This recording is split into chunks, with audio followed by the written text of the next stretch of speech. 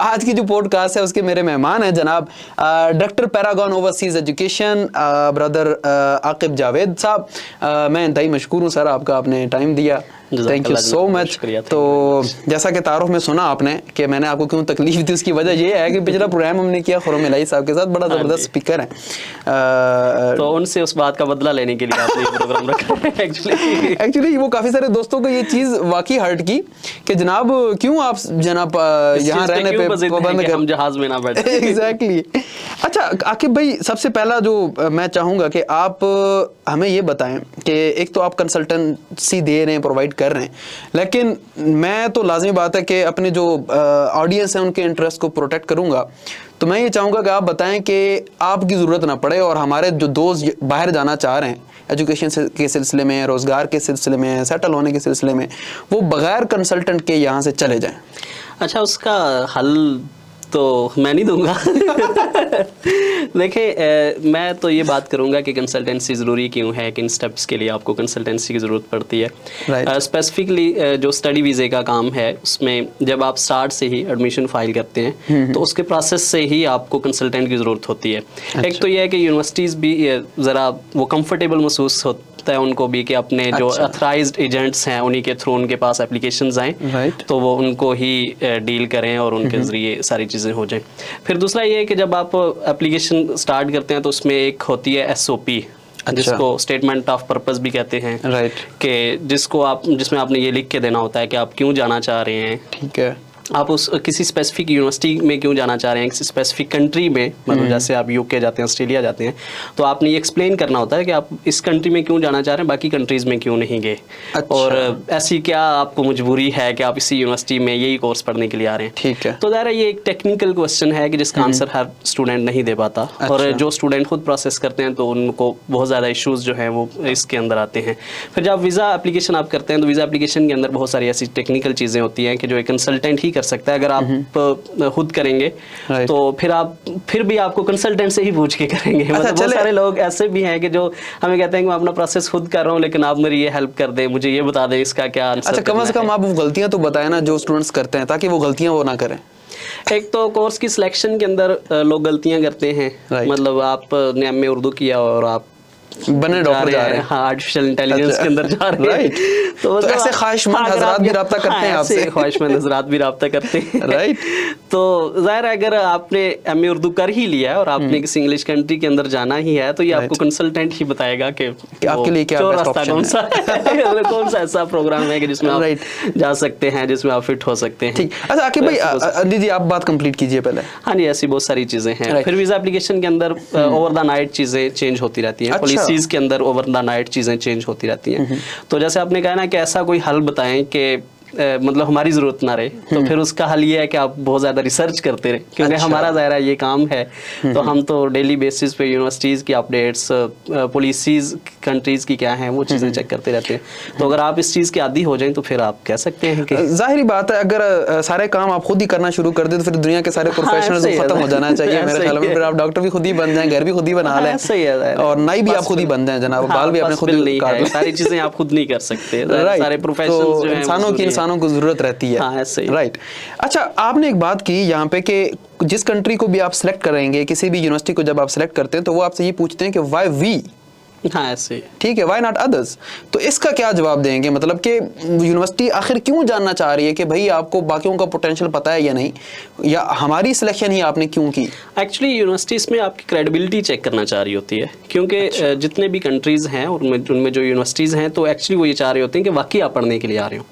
अच्छा। मतलब जो पाकिस्तान के अंदर एक कंसेप्ट है कि हम तो पढ़ने के लिए नहीं जा रहे, हम तो काम के लिए, सेटल होने के लिए जा रहे हैं, तो एक्चुअली यूनिवर्सिटी का ये कंसेप्ट नहीं है फॉरेन यूनिवर्सिटीज़ का। उनका कंसेप्ट ये है कि आपके पास वाकई पैसे हैं और इतना आप पे कर सकते हैं, इतने डॉलर्स, इतने पाउंड्स आपके पास हैं और आप पढ़ने के लिए आ रहे हैं। तो आपकी क्रेडिबिलिटी को चेक करने के लिए आपने कितना रिसर्च किया है। ये नहीं कि आपने सिर्फ ये नहीं देखा कि पाउंड का रेट क्या है, आपने इस चीज़ को चेक किया कि UK जाने के मुझे फ़ायदे क्या हैं या ऑस्ट्रेलिया जाने के क्या फ़ायदे हैं, इस चीज़ को वो चेक करना चाह रहे होते हैं। अच्छा, अभी आपने पैसों की बात की तो मैं जानना चाहूँगा कि ये बैंक स्टेटमेंट क्यों आखिर इतनी ज़रूरी होती है। बैंक स्टेटमेंट भी इसीलिए ज़रूरी है ताकि एक जेन्युइन स्टूडेंट ही स्टडी के लिए अप्लाई करे और जेन्युइन स्टूडेंट ही यूनिवर्सिटी तक पहुंच पाए। ठीक है। और उसके लिए ज़्यादा ज़रूरी है कि वो ये चेक करना चाह रहे होते हैं कि आपके पास वाकई इतने पैसे हैं कि आप यहाँ पे आके अपनी फ़ीस पे कर सकें और अपने बाकी एक्सपेंसेस मीट कर सकें।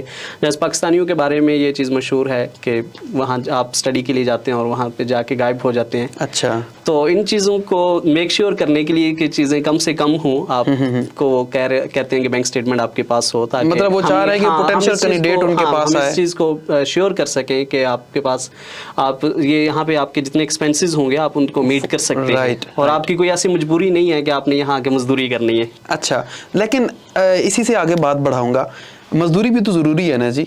ठीक है। हाँ, तो जिस तरह खुर्रम इलाही साहब कह रहे थे, मैंने कहा जी यहाँ से तो बड़े बड़े बेहतरीन दिमाग जो हैं वो पाकिस्तान की खिदमत नहीं करना चाह रहे बल्कि बाहर जाना चाह रहे हैं। तो उन्होंने कहा कि नहीं जी सारे मजदूर हैं। तो मजदूर से बात याद आ गई कि ये ज़रा हमें बताइएगा ना कि वहाँ कौन कौन सी मजदूरियाँ अवेलेबल हैं, कौन कौन से ऐसे काम हैं जो स्टूडेंट्स पार्ट टाइम कर सकते हैं। देखिए, एक तो जो आपने बात की ना, मैं उससे स्टार्ट करना चाहूँगा कि अक्सर ये बात लोग करते हैं जी, बड़े बड़े दिमाग हैं जो यहाँ से जा रहे हैं और ये पाकिस्तान का बहुत बड़ा नुकसान हो रहा है, तो ये ब्रेन ड्रेन है। मैं इसको ये समझता हूँ कि ये ब्रेन ड्रेन नहीं है, ये ब्रेन यूटिलाइजेशन है। अच्छा। मतलब देखें, आज के दौर में ये ग्लोबल विलेज है पूरी दुनिया, तो उसमें आपके लिए ज़रूरी है कि आपके लोग, अगर वाकई आप काबिल हैं तो आपके काबिल लोग पूरी दुनिया के अंदर जाएं और वहाँ पे आपका एक सॉफ्ट इमेज पाकिस्तान का जाए। हम अक्सर आप सोशल मीडिया पे देखते हैं, रोज़ाना की बुनियाद पे ये प्रोपेगेंडा चल रहा होता है कि भारत ने, हमारा जो हमसाया मुल्क है, वो उसमें एप्पल ने अपना स्टोर बना लिया है, फेसबुक ने अपना रीजनल ऑफिस वहाँ पे बना लिया है, गूगल ने अपना ऑफिस बना लिया।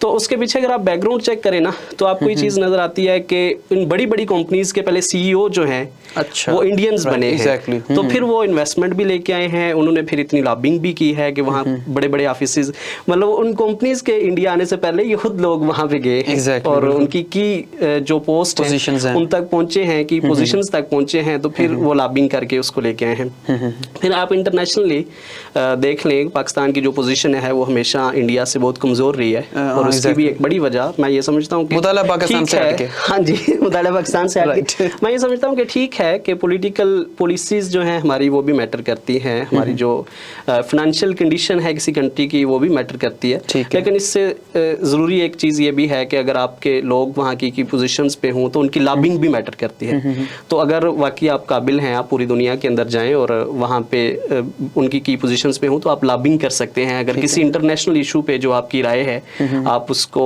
ज़्यादा अच्छे तरीके से जो है पेश कर सकते हैं। तो ये भी एक अच्छी अच्छा, इसी की वजह से क्या जो वीज़ा रिजेक्शन रेशियो है, क्या वो पाकिस्तान की इसी वजह से ज़्यादा तो नहीं है? मतलब इसका कोई तकाबली जायज़ा आप देंगे कि इंडियन स्टूडेंट अगर कोई यूएस जाना चाह रहा है, यूके कनाडा जाना चाह रहा है, उनकी वीज़ा रिजेक्शन ज़्यादा होती है या पाकिस्तानियों की ज़्यादा होती है? नहीं, पाकिस्तान की वीज़ा रिजेक्शन ज़्यादा है, उसकी भी मैं यही मेन रीज़न होगा कि ज़ाहिर है अगर की पोजीशंस पे आपके लोग हों और फिर वो अपने लोगों को फैसिलिटेट भी करें, पाकिस्तान के लिए पॉलिसीज़ भी बनाएं जिसमें हमारे लिए ज़रा सहूलतें हों। राइट। तो ये भी एक वहाँ पे बात फिर वही, मतलब सारी चीज़ें आपस में जुड़ती हैं। हाँ, ऐसा नहीं है, मैं ये समझता हूँ कि आज का दौर ऐसा नहीं है कि अगर आप वाकई बहुत बेहतरीन दिमाग है आपका। देखिए, ये मैं एक मोबाइल यूज़ करता हूँ, ठीक है, तो ये किसने आके, अगर किसी गोरे ने बनाया तो ये पाकिस्तान में आके उसने नहीं बनाया, मेरे गांव में आके इस्लामाबाद के अंदर आके उसने नहीं बनाया, राइट। उसने कहीं पे बैठ के वो मोबाइल बनाया और मैं और आप भी उसको यूज़ कर रहे हैं। तो अगर वाकई आप काबिल हैं और तो आप जो भी काम करेंगे वो पूरी इंसानियत की खिदमत होगी, तो आपको पाकिस्तान का नाम भी रोशन होगा, आप पाकिस्तान की खिदमत भी होगी और पूरी इंसानियत की